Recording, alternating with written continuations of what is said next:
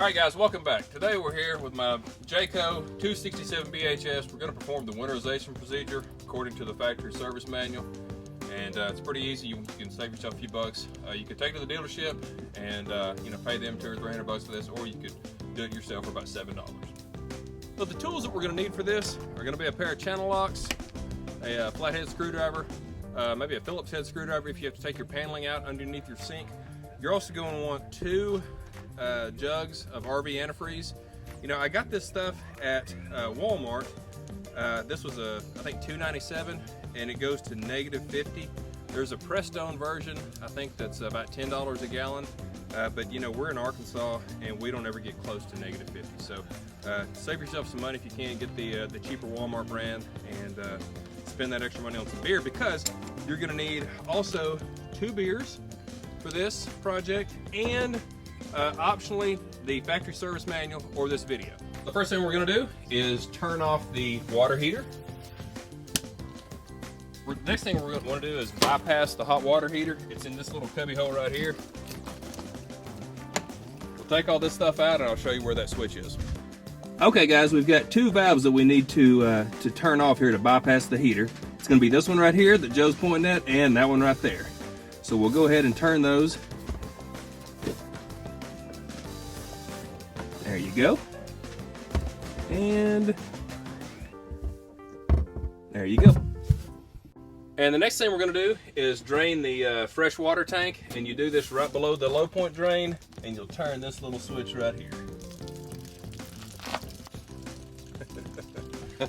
And this is a good time to go ahead and drain our hot water heater. So we can get in here and let's see, maybe this right here. Sounds good. Extra pressure there. And then we've got to get something that'll get this little nut right here off. And this really helps if you have 2 people to help you. And so you take your channel locks and you just get in here like this right here. And that kind of loosens that up a little bit.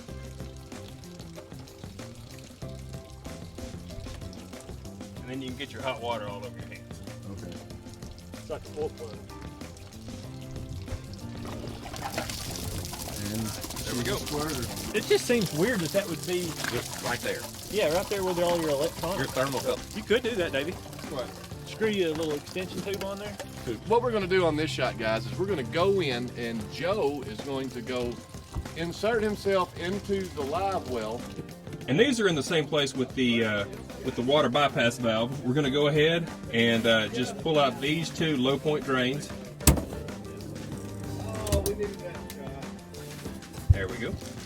And those drains actually come out right here underneath the camper in the back.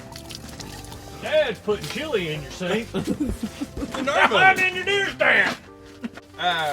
You want to go ahead and click off your water pump, and once you've gotten to the point where there's nothing dripping, you're ready to close all your valves back down. We're going to start with this one.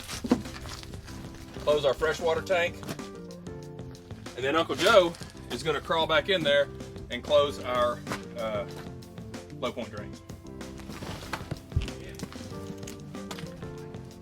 Done. All right. So the reason that we bypassed those valves earlier was so that whenever we run antifreeze through the lines, it's not going to go into our hot water tank. We don't want to have to buy 10 gallons of antifreeze to fill up the hot water tank. That's great. Just going to put that plug back in there. Close that valve. We're just going to tighten this thing back in there, and the best part about this whole thing is the placement of the bolt. They put it right in a good spot for you. That's good enough. Now it's time to use the antifreeze. You know, I think you can make do with about 1.5 gallons of this if you're judicious with your use of it. But we'll open this up and go inside.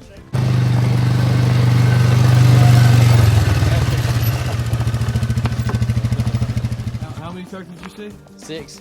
6? Oh yeah, I got a video of them.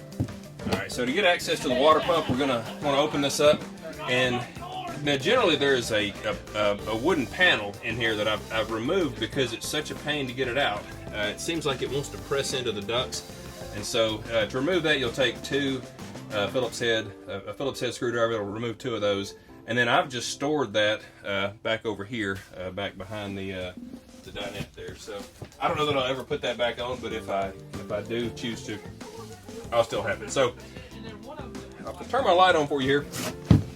Here is the water pump, and we're gonna need access to this valve right here. So what you want to do is turn this valve on right here, and then you're going to put this down into your antifreeze. Like that right there. Okay. And so now you'll turn your water pump on up here. Right here. And it should be drawing down everything and filling our line. So now we'll just go around and turn on faucets to fill every line. 78 beers in there. Okay, so now we're going to open every hot water faucet. And you want to monitor your antifreeze jug to make sure you don't run it dry, but you'll go until you see paint come out.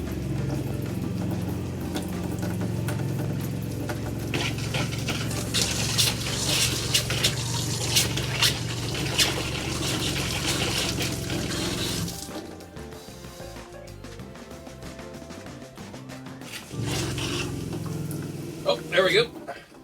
Okay, and you can see that took almost half of the gallon there. So there's hot for that side. And now you want to hit hot on your vanity sink.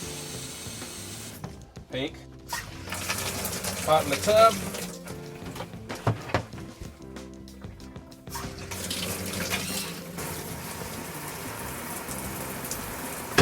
Shower head. We'll check our level of this here. Looks like we got about a quarter of a tank left, so we'll do the outside shower and then we'll come back in and change this out. All right, so now you got your hot water on the outside shower. Let that go until you see a little pink. That's pink, we're good. Now we're gonna rinse and repeat with all the cold faucets. Yes.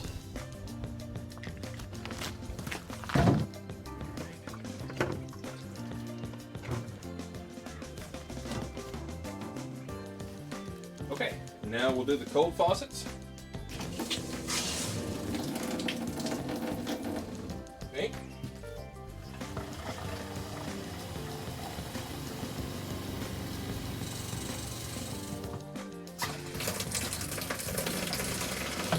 Pink. And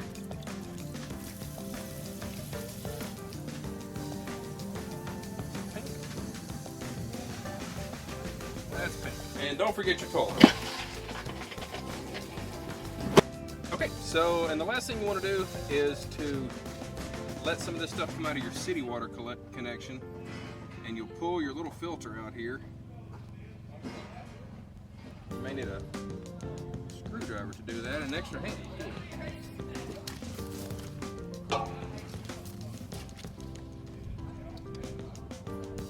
So we'll just kind of pull that back, and there's a little white thing in there that you'll just stick your let me get out of the way.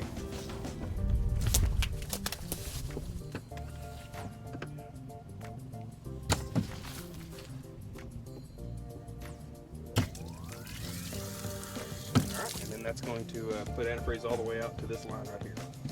So you'll put your screen back in there and cap it back up and you're good to go. Okay, now you can turn your water pump off, remove your antifreeze, and turn your valve there back to normal. And next we're going to want to pour just a cup of antifreeze down into the sink to fill up this P-trap here.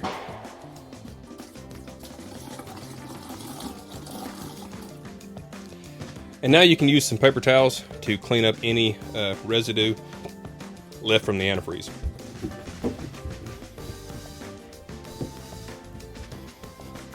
So If you found the video helpful, please give it a thumbs up.